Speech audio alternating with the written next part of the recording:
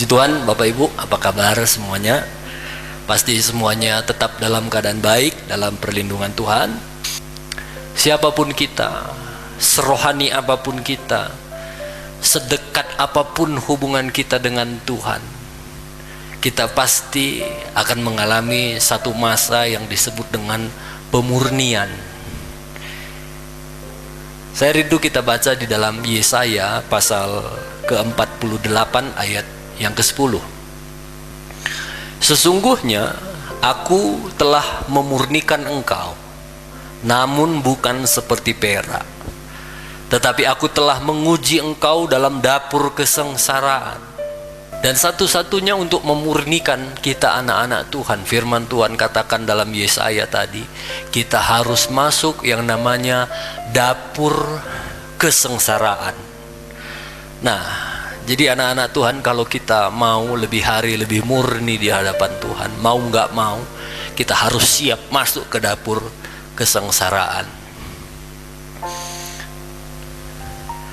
Kalau kita belajar bagaimana emas itu dimurnikan, ketika dia didapat, dia dibakar, makin lama makin kuat api yang dibuat, makin deras apinya, makin panas. Waktu emas itu meleleh dan tukang emas lihat, sepertinya masih ada kotoran-kotoran, dibakar lagi, dimurnikan lagi. Kenapa emas itu dibakar, dimurnikan? Supaya dia menjadi satu barang yang berharga. Mungkin kalau emas itu belum dimurnikan, dia tidak seberharga atau tidak semahal setelah emas itu dimurnikan. Itu juga yang Tuhan mau terjadi dalam kehidupan kita anak-anak Tuhan. Kalau saudara berdoa kepada Tuhan, Tuhan murnikanlah aku, murnikan hidupku, aku mau makin mengasihi Tuhan, Tuhan kerjakan sesuatu yang dahsyat dalam hidupku. Dan gak ada cara lain. Kalau kita berkata demikian kepada Tuhan, Tuhan hanya bilang, nak, aku bisa murnikan engkau, tapi siap-siap masuk ke dapur kesengsaraan. Dan Tuhan itu baik. Tuhan gak pernah memasukkan kita yang namanya ke dalam satu dapur kesengsaraan untuk menghancurkan hidup kita. Tidak. Tuhan mau sama seperti emas, kita dimurnikan. Semakin hari semakin murni, semakin hari hidup kita semakin mulia, semakin murni. Dan percayalah, kalau hidup kita semakin hari semakin murni, itu yang akan menyenangkan hati Tuhan kita. Kesengsaraan ini dalam bahasa Ibrani itu disebut oni. Oni itu, kalau Daud itu suka bilang lembah kekelaman. Daud pernah berkata, sekalipun aku dalam lembah kekelaman, aku tidak takut bahaya. Artinya di dalam lembah kekelaman itu pasti ada yang namanya bahaya. Kalau kita mau dimurnikan setiap hari, mau tidak mau kita harus masuk ke satu lembah kekelaman, ke dapur kesengsaraan. Memang di sana ada bahaya. Karena itulah yang akan memurnikan kita, bagaimana kita melihat bahaya itu. Jadi kalau kita mau makin hari makin murni di hadapan Tuhan, mau tidak mau kita pasti akan diuji, ya. Sedekat apapun saudara kepada Tuhan, seintim apapun hubungan kita dengan Tuhan, semua kita pasti diuji. Saya kasih contoh satu, namanya Ayub. Ayub itu luar biasa. Di Alkitab dia ditulis orang yang saleh. Kalau orang saleh itu sudah orang yang begitu dekat dengan Tuhan. Tapi apakah dia tidak masuk ke dapur kesengsaraan untuk memurnikan dia? Ternyata dia juga masuk pemurnian. Pemurniannya, apinya begitu berlipat-lipat. Satu kali pegawai Ayub datang, Tuhan lapor, semua lembu sapi kita sudah dirampas orang. Kata Daud. Belum selesai, pembantunya yang pertama cerita, pembantu yang kedua masuk lagi. Tuhan habislah kita. Api dari langit membakar ternak Tuhan. Udah habis semua. Lalu belum lagi selesai cerita pembantu yang kedua, pembantu ketiga lagi. Tuhan, unta Tuhan pun sudah habis semua. Dan lebih sakitnya belum selesai ini pembantu 1, 2, 3. Masuk lagi pembantu yang keempat. Tuhan, barusan terjadi angin yang kencang. Saking kencangnya angin itu menimpa rumah anak-anak Tuhan, dan rumah anak-anak Tuhan rubuh, dan yang paling parahnya semua anak Tuhan di dalam, dan mereka semua mati. Wow. Begitu panasnya api pemurnian yang dihadapi oleh Ayub. Dia dimurnikan. Belum selesai ini, dibakar lagi. Dan tujuan Tuhan cuma satu, supaya supaya Ayub ini makin hari makin murni di hadapan Tuhan. Saya tahu ini cerita waktu Daud mengalaminya itu bukan satu cerita yang gampang. Ini pasti berat. Kalau Ayub, dia bisa teriak berontak, tapi Ayub juga mau belajar dimurnikan. Sampai akhirnya dari mulut Ayub keluar kata-kata, Tuhan yang memberi, Tuhan yang mengambil, terpujilah Tuhan. Wow. Dari hasil ujian Ayub ditemukan nilainya 10. Wah, nilainya sempurna. Ada lagi yang namanya Sadrah, Mesakh, Abednego. Mereka ini juga orang yang cinta Tuhan. Satu kali raja mengumumkan semua harus menyembah raja, semua harus menyembah patung. Sadrah, Mesakh, Abednego, mereka tidak mau menyembah karena mereka hanya menyembah Allah yang hidup. Karena mereka nggak mau tunduk, akhirnya mereka dimasukkan ke dapur api, sampai api itu dipanaskan berlipat-lipat kali ganda panasnya, supaya Sadrah, Mesakh, Abednego masuk ke dalam dapur api itu. Mereka cinta kepada Tuhan. Gara-gara cintanya kepada Tuhan, karena dia nggak mau menyembah siapapun Allah, siapapun patung berhala selain Tuhan. Gara-gara dia cinta Tuhan, dia harus masuk ke dapur pemurnian. Tapi bagaimana nilainya? Waktu mereka diuji, apa nilai yang ditemukan dalam kehidupan Sadrah, Mesakh, Abednego? Sadrah, Mesakh, Abednego berkata, kami percaya Tuhan kami bisa tolong kami kalaupun kami dimasukkan ke dapur api. Tapi, wah, ini ucapan yang luar biasa. Inilah kekristenan yang menurut saya kekristenan tingkat tinggi. Dia bilang, tapi kalaupun Tuhan tidak tolong kami, kami tetap tidak mau menyembah kepada yang lain selain kepada Allah yang hidup. Saya pikir ini jawaban yang dahsyat sekali. Sadrah, Mesakh, Abednego yang cinta Tuhan pun diuji masuk ke dapur perapian, ke dapur pemurnian. Siapa lagi? Daniel juga cinta Tuhan. Sampai di Alkitab diceritakan dia biasa menyembah Tuhan. 3 kali dalam sehari dia berdoa kepada Tuhan. Tapi satu kali keluar peraturan pemerintah, nggak boleh lagi menyembah siapapun selain menyembah kepada raja.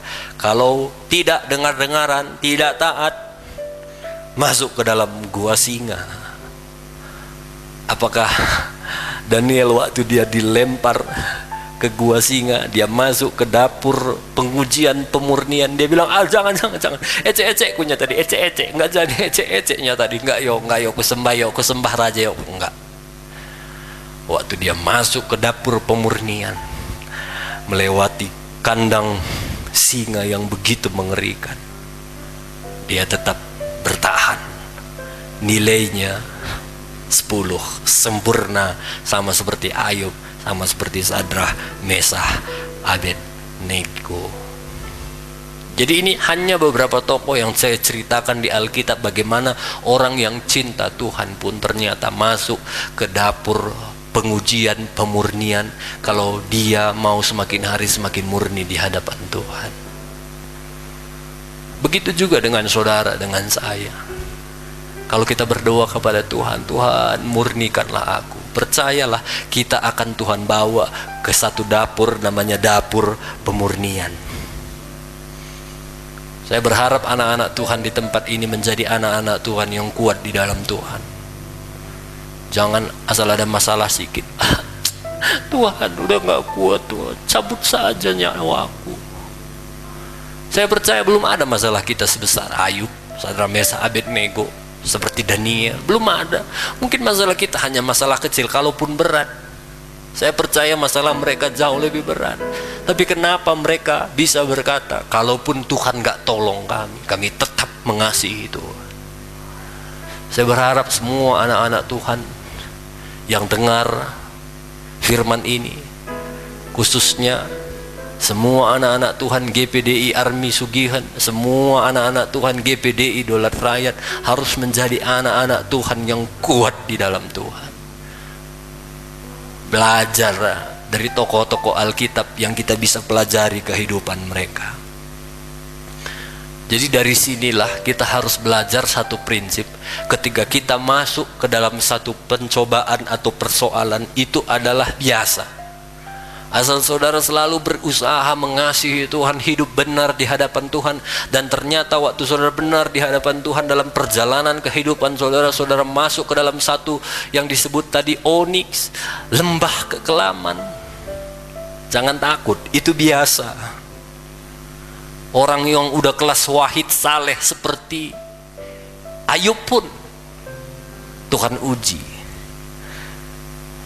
Jadi saya berharap setelah saudara dengar firman Tuhan ini, siapapun saudara, jangan lagi pernah ada omongan yang keluar dari mulut kita. Aduh, saya sering sekali dengar begitu. Aduh, sejak saya ikut Tuhan, sejak saya sungguh-sungguh mengikut Tuhan, kok jadi banyak kali masalahku. Dulu nggak pernah begini masalahku, tapi waktu aku udah sungguh-sungguh kepada Tuhan, banyak kali masalahku. Asal saudara hidup benar, artinya saudara sedang masuk dapur pemurnian. Dan Tuhan nggak pernah jahat waktu Tuhan murnikan kita, supaya kita di akhir ditemukan murni dan lebih murni lagi di hadapan Tuhan. Di sini harus kita bedakan. Kalau saudara anak-anak Tuhan, cinta Tuhan, belajar berusaha terus hidup sungguh-sungguh mengasihi Tuhan, dan akhirnya saudara masuk ke dapur pemurnian, pencobaan, persoalan, ujian, bersyukurlah, karena di sana Tuhan sedang membentuk engkau menjadi satu pribadi yang kuat, lebih indah lagi di hadapan Tuhan. Tapi ada yang kedua, kalau saudara masuk ke dalam satu persoalan karena kejahatan kita, nah, di sini kita perlu bertobat, ya. Misalnya kita dipukuli orang gara-gara kita mencuri, itu kita dapat lembah kekelaman, dapat persoalan bukan karena Tuhan, tapi karena kesalahan kita. Kalau karena kesalahan kita, kita perlu bertobat. Yang hari ini saya ceritakan, waktu kita masuk dalam lembah kekelaman, dapur kesengsaraan, karena kita mengasihi Tuhan, bersabarlah, tetap bertekunlah, karena di sana pun Tuhan ada untuk membentuk kita semakin hari semakin baik. Sebenarnya Bapak Ibu, ya, sebenarnya di Alkitab ini Tuhan kita itu adalah Tuhan yang jujur. Saya nggak pernah baca di dalam Alkitab ada satu kalimat pun bilang begini, kalau kau ikut aku, kata Yesus, kau akan kaya, kau akan sehat-sehat. Nggak pernah.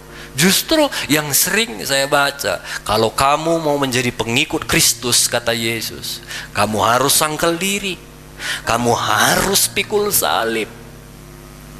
Itu yang Tuhan Yesus ajarkan sebenarnya. Kalau kamu ditampar, kasih lagi. Kalau kamu dilukai, mengampuni. Yesus juga bilang, kalau kamu mau ikut aku, kamu juga harus menderita bersama-sama dengan aku. Sejak dari awal sebenarnya Yesus sudah mengajarkan satu ajaran yang jujur, di mana diceritakan bahwa kalau kita mau mengikut Yesus, kita harus siap menderita, kita harus siap masuk ke satu dapur yang disebut dengan dapur kesengsaraan. Harus kuat di sini kita. Kalau aku mau mengikut Yesus, aku harus siap menderita. Karena saya menemukan hari-hari ini banyak sekali anak-anak Tuhan yang terlalu cengeng. Sedikit ada masalah, di mana Tuhan? Sedikit saja ada persoalan, di mana Tuhan? Cengeng. Tuhan nggak pernah mengajarkan kita menjadi pengikutnya yang cengeng.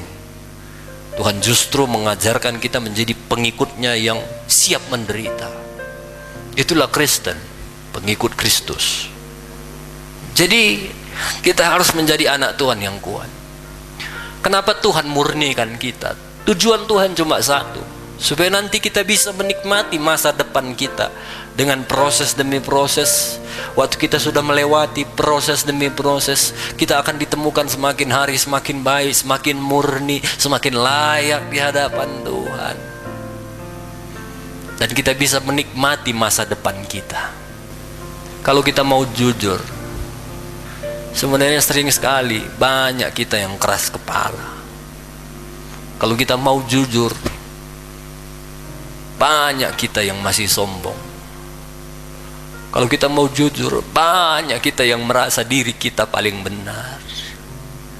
Kalau kita mau jujur, ternyata banyak sekali sebenarnya sifat-sifat kita yang masih tidak berkenan kepada Tuhan. Sedikit saja orang lebih baik, kenapa dia? Kenapa? Kita iri. Kalau kita jujur, banyak sekali sebenarnya kotoran-kotoran dalam hidup kita ini yang harus setiap hari dibakar. Seperti emas, kotoran itu harus dibuang dalam hidup kita, supaya nanti kelak kita ditemukan menjadi pribadi yang murni di hadapan Tuhan. Itu sebabnya kadang-kadang Tuhan izinkan persoalan terjadi dalam hidup kita, supaya dari persoalan itu kita belajar berespon yang benar. Aku mau belajar. Mungkin ada sesuatu hal yang Tuhan izinkan terjadi dalam hidup kita, supaya di balik itu kita belajar sesuatu. Karakter kita harus semakin hari semakin murni di hadapan Tuhan, supaya kelak waktu kita ditemukan karakter kita semakin baik, kita semakin sabar, kita semakin rendah hati, kita bisa menikmati masa depan yang Tuhan sediakan dalam kehidupan kita. Caranya bagaimana? Harus dibakar dulu, diproses, masuk dapur kesengsaraan. Dan waktu Tuhan menguji kita, waktu Tuhan memproses kita, di sanalah Tuhan bisa melihat, oh, anakku ini selama ini dia mengikut aku, itu dia cuma teori, atau sebenarnya pengajaran yang dia dengarkan itu sudah mengakar dalam hidupnya.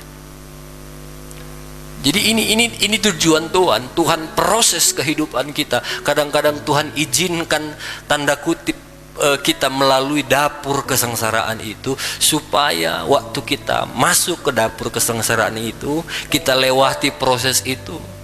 Di sana Tuhan bisa melihat apakah selama ini pengiringan kita akan Tuhan itu hanya teori, atau benar-benar sudah mengakar di dalam hidup kita.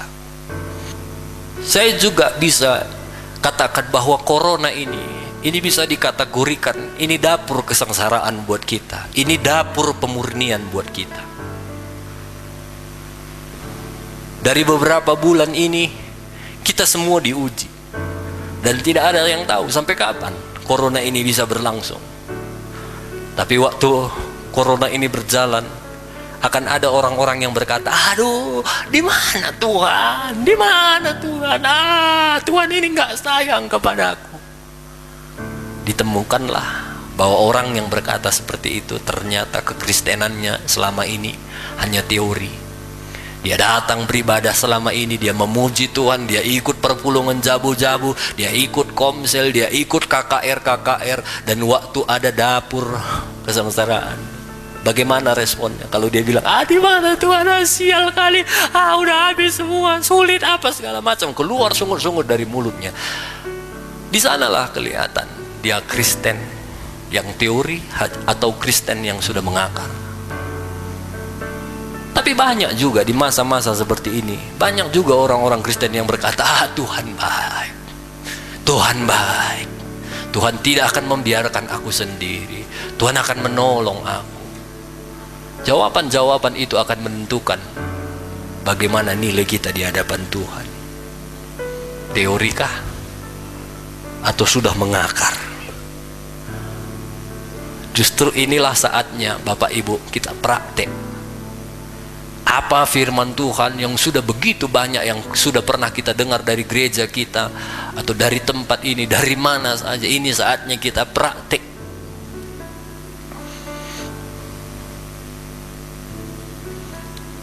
Saya ingat cerita ketika Tuhan menceritakan satu perumpamaan bagaimana ada dua orang yang membangun rumah, satu di atas pasir, satu di atas batu.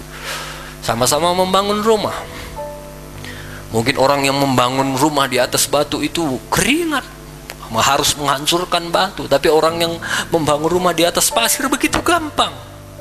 Dan waktu dua-duanya selesai, ada rumah di atas batu, ada rumah di atas pasir. Wow, sama-sama bagus. Kelihatannya sama-sama bagus. Tapi waktu datang badai, angin kencang, yang di atas pasir roboh hancur, yang di atas batu kuat. Kapan kita bisa tahu kalau rumah itu sama-sama berdiri? Kapan kita tahu rumah itu kuat atau tidak, bangunan itu kuat atau tidak? Waktu ada badai. Dan firman Tuhan bilang orang yang kuat itu sama orang yang mendirikan rumah di atas batu. Dia tahu firman Tuhan dan dia lakukan. Tapi yang ini di atas pasir, dia juga tahu firman Tuhan, tahu, dia juga rajin ke gereja. Mungkin ini orang pelayanan juga.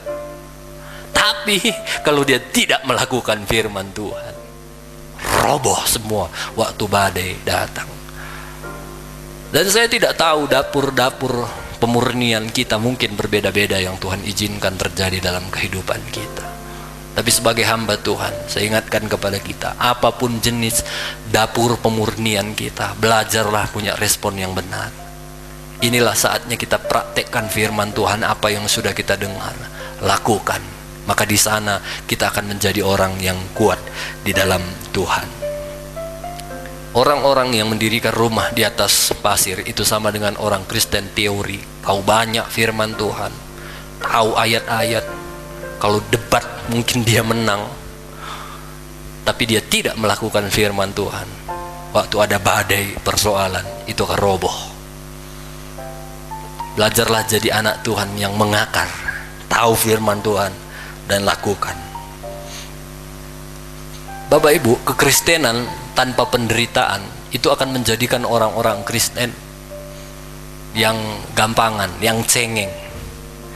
Orang-orang Kristen yang tidak berkualitas. Justru tantangan dapur pemurnian itu akan membuat orang-orang Kristen, kalau kita berespon yang benar, kita akan menjadi pengikut-pengikut yang kuat di dalam Tuhan. Daniel 12 ayat 10. Daniel 12 ayat 10. Banyak orang akan disucikan dan dimurnikan dan diuji. Banyak orang, ya, bukan cuma saudara. Banyak orang yang akan disucikan, dimurnikan dan diuji. Tetapi orang-orang fasik akan berlaku fasik. Tidak seorang pun dari orang-orang fasik itu akan memahaminya, tetapi orang-orang bijaksana akan memahaminya. Banyak orang, ya, bukan cuma saudara yang mengalami persoalan. Kalau saudara sedang sakit, banyak orang sakit. Kalau saudara sedang sulit ekonomi, banyak orang sekarang sedang sulit ekonomi.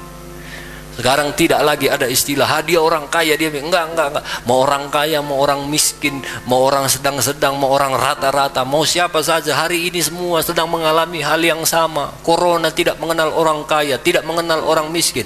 Corona tidak mengenal pendeta, corona tidak mengenal, semua kena. Dan firman Tuhan bilang semua akan diuji, semua akan dimurnikan.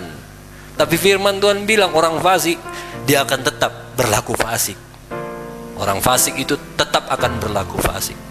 Tapi orang benar, orang bijak, dia justru akan menjadi orang-orang yang semakin bijak karena dia paham. Orang bijak akan berkata, terima kasih buat persoalan ini Tuhan. Engkau menguji aku, kuatkan aku biar aku menang menghadapi tantangan ini. Tapi orang fasik akan berkata, aduh Tuhan itu jahat. Dia nggak mengerti. Orang bijak itu akan mengatakan, terima kasih Tuhan. Kalaupun sekarang masa-masa corona, disinilah saatnya kami mau belajar praktekkan firman-Mu. Kami mau belajar praktekkan iman kami. Wah, itu orang bijak. Dia akan semakin bijak dan mengerti maksud Tuhan. Makanya ketika orang bijak diuji, seperti firman Tuhan berkata, dia akan semakin bijak. Kalau orang fasik diuji, dia akan semakin fasik. Kalau orang fasik yang selama ini pengertiannya, pengiringannya akan Tuhan hanya teori, waktu dia diuji, dia akan tinggalkan Tuhan. Paulus berkata dalam Filipi 3 ayat 10, yang ku kehendaki ialah mengenal dia dan kuasa kebangkitannya dan persekutuan dalam penderitaannya. Lihat ini. Yang ku kehendaki itu mengenal dia dan kuasa kebangkitannya dan persekutuan dengan penderitaannya, dalam penderitaan Tuhan, di mana aku menjadi serupa dengan dia dalam kematiannya. Paulus, rasul yang luar biasa, dia bilang, aku mau mengenal Tuhan dan juga aku mau mengalami menderita bersama dengan Kristus, menderita sama seperti Kristus. Kalau persekutuan itu di dalam bahasa aslinya dia bilang kinonia, atau orang sering disebut koinonia. Persekutuan kinonia itu artinya merangkul, mencium, itu persekutuan, ya. Kinonia itu artinya merangkul, mencium, itu namanya bersekutu. Kalau bahasa Indonesia sering pakai persekutuan. Mesra, seperti kekasih, itulah kinonia, itulah persekutuan. Jadi Paulus bilang, yang ku kehendaki mengenal dia dan kuasa kebangkitannya dan persekutuan dalam penderitaannya. Artinya Paulus bilang, aku mau itu mengalami atau memeluk penderitaan, mencium penderitaan seperti mencium kekasih. Artinya kalau begini, Paulus itu waktu dia menghadapi persoalan, dia berkata, nggak apa-apalah persoalan itu datang, mari persoalan. Lalu dia peluk persoalan itu, dia cium, karena dia menganggap persoalan itu adalah kekasihnya, karena dia menganggap dapur kesengsaraan itu adalah kekasihnya, yang akan membuat dia semakin hari semakin murni, semakin hari semakin baik. Wow, inilah penyebab kenapa Paulus begitu luar biasa. Sampai bahasa-bahasa tulisan-tulisannya itu begitu dahsyat. Sampai dia bilang, penderitaan yang kami alami ini adalah penderitaan biasa. Apa itu penderitaan biasa? Wah, begitu luar biasa. Dia disiksa, dia didera. Dia berapa kali mengalami karam kapal. Mungkin dia terapung-apung di laut. Dia bilang, itu persoalan biasa. Wah, kalau kita seperti Paulus zaman sekarang, mungkin udah kesaksian kemana-mana. Tapi Paulus dia bilang, biasa itu. Dia dicambuk, dia didera, dia gigit ular. Karena ternyata Paulus mengatakan, masalah itu aku mau mengalami kuasa, aku mau mengalami persekutuan dalam penderitaannya, kinonia. Aku peluk persoalan itu, aku cium, aku menganggap persoalan itu seperti kekasihku. Karena itu yang membuat aku semakin baik. Itu sebabnya tidak heran kenapa Paulus menjadi satu hamba Tuhan yang begitu luar biasa teruji. Karena dia sudah menganggap bahwa penderitaan Kristus itu dia harus juga alami sama seperti Yesus. Dia mau menderita, dan dia menganggap penderitaan itu bukan musuh. Dia justru menganggap dapur kesengsaraan itu adalah kekasih yang harus dipeluk. Itu sebabnya dia menjadi satu hamba Tuhan yang begitu teruji. Dan kesalahan kita hari-hari ini orang-orang Kristen banyak sekali. Waktu kita belajar benar di hadapan Tuhan, berjalan bersama Tuhan, waktu ada persoalan, kita bukan memeluk, mari, engkau akan membuat aku sama seperti Paulus, engkau akan membuat aku semakin baik. Justru hari-hari ini banyak sekali orang Kristen berdoa, tangking lagi dalam nama Yesus, segala persoalan ujian kami tangking dalam nama Yesus. Gagal paham kita. Paulus dia nggak tangking persoalan. Justru waktu persoalan itu ada, dia menganggap itu kekasihnya.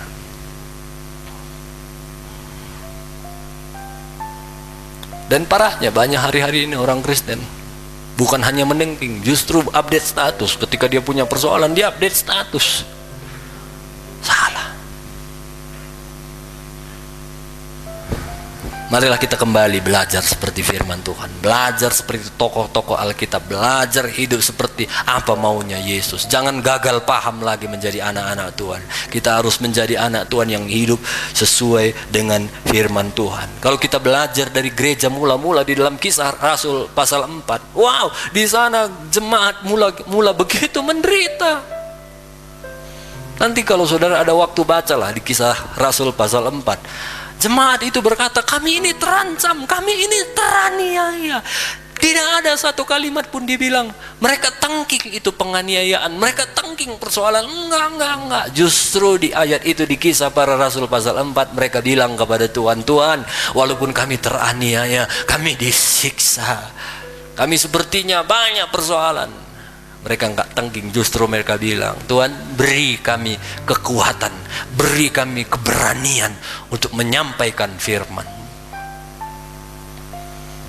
Yang hari ini kita perlu sebagai anak-anak Tuhan, minta kepada Tuhan, berikan kami keberanian, berikan kami kekuatan untuk hidup menyenangkan hati Tuhan.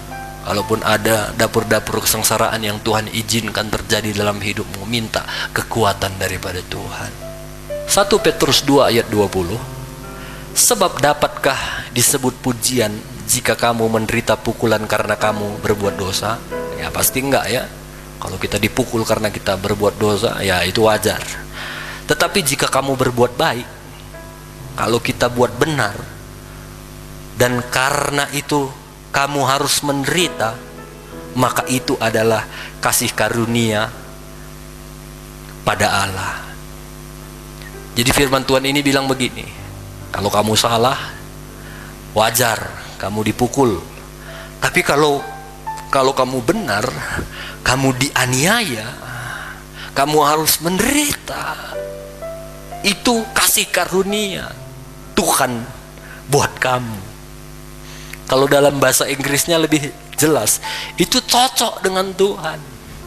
Artinya kalau gara-gara kita melakukan kebenaran dan kita menderita, itu cocok dengan Tuhan, itu kasih karunia Tuhan. Kalau kita menderita karena dosa, itu bertobat ya, perlu bertobat. Tapi kalau kita menderita karena Tuhan, firman Tuhan bilang itu kasih karunia Allah pada kita. Jadi hari ini saya sedang menceritakan bagaimana kita harus membangun konsep berpikir yang benar. Konsep berpikir yang benar.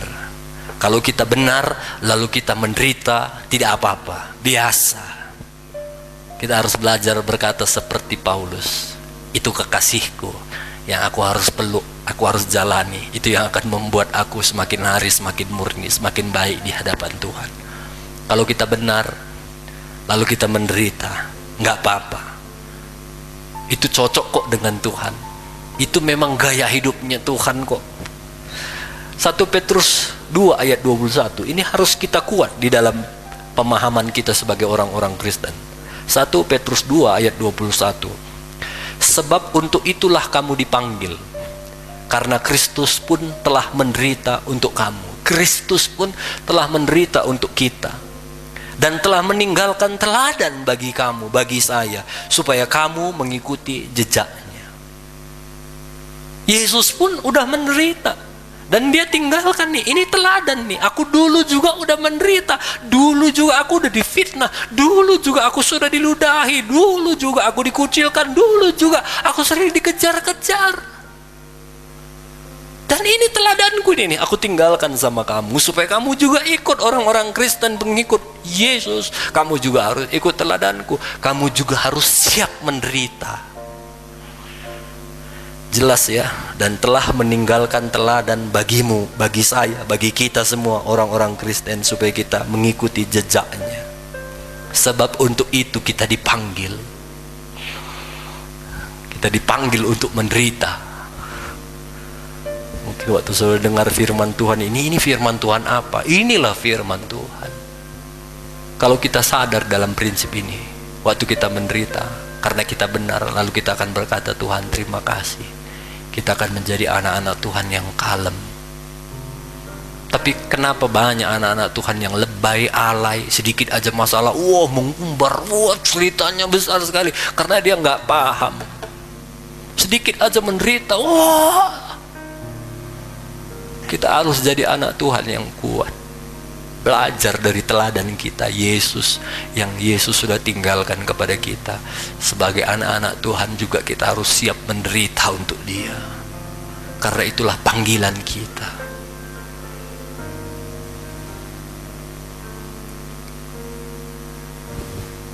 Ikut Yesus, semua beres, tidak selalu. Ikut Yesus, utang lunas. Siapa bilang? Ikut Yesus, jomblo dapat jodoh, belum tentu. Banyak juga orang-orang yang cinta Tuhan belum dapat jodoh. Kalau orang yang nggak paham prinsip ini, mereka akan kecewa sama Tuhan. Yang pasti kalau kita siap ikut Yesus, ini pasti ini, siaplah menderita. Kalau saudara mau menjadi pengikut Yesus, siaplah menderita, itu sudah pasti. Jadi hari ini kita harus sadar, kalaupun kita menderita, masuk ke dapur pemurnian, Yesus ada di sana, yang akan memberikan kekuatan kepada kita. Asal kita berikan diri kita, Tuhan, aku mau siap Tuhan, pakai, murniakan aku, berikan aku kekuatan. Maka kita akan semakin hari semakin baik. Belajar bahwa waktu kita melakukan kebenaran, waktu ada persoalan ujian datang, jangan tengking, peluklah dia. Mari sayang, mari persoalan, dan berdoa kepada Tuhan, beri aku kekuatan. Saya sadar betul hal yang saya ceritakan ini bukan hal yang gampang untuk dilakukan, tapi percaya kalau kita mau melakukannya, ada Tuhan yang akan selalu memberikan kekuatan kepadamu. Saya akan tutup dengan satu ayat, 1 Petrus 1 ayat 6. Bergembiralah akan hal itu, sekalipun sekarang ini kamu semua seketika harus berduka cita oleh berbagai-bagai pencobaan, pengujian tadi, pemurnian tadi.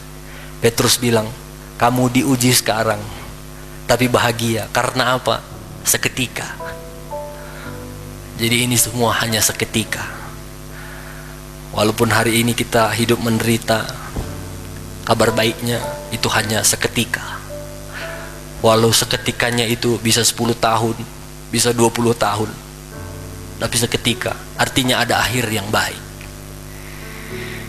Ayat 7, maksud semuanya itu adalah untuk membuktikan kemurnian imanmu, yang jauh lebih tinggi nilainya daripada emas yang fana, yang diuji kemurniannya dengan api, sehingga kamu memperoleh puji-pujian dan kemuliaan dan kehormatan pada hari Yesus Kristus menyatakan dirinya. Jadi Paulus kuatkan kita, sabar ya, tetap bertahan ya, tetap kuat ya anak-anak Tuhan. Ini semua proses yang harus kita lalui ini seketika. Yang pasti hidup terus benar, hidup sesuai dengan firman Tuhan. Kalaupun ada ujian-ujian pemurnian yang Tuhan izinkan terjadi dalam hidup kita, ayo belajar, lakukan firman Tuhan, dan percayalah akan ada kemuliaan yang jauh lebih besar dari penderitaan-penderitaan yang ringan yang kita hadapi sekarang. Saya tidak tahu apa dapur kesengsaraan yang mungkin hari-hari ini sedang saudara hadapi. Saya hanya bisa berdoa kepada saudara sebagai hamba Tuhan, supaya saudara dikuatkan oleh Tuhan, berjalan sesuai dengan firman Tuhan. Dan pasti ada kemuliaan yang kita lihat, ada kemenangan, ada hasil, ada nilai yang luar biasa yang akan kita terima dari Yesus. Biarlah firman Tuhan hari ini menguatkan kita semua. Tuhan mengizinkan sesuatu terjadi dalam hidup kita, supaya kita menjadi pribadi yang lebih murni, lebih baik lagi. Puji Tuhan.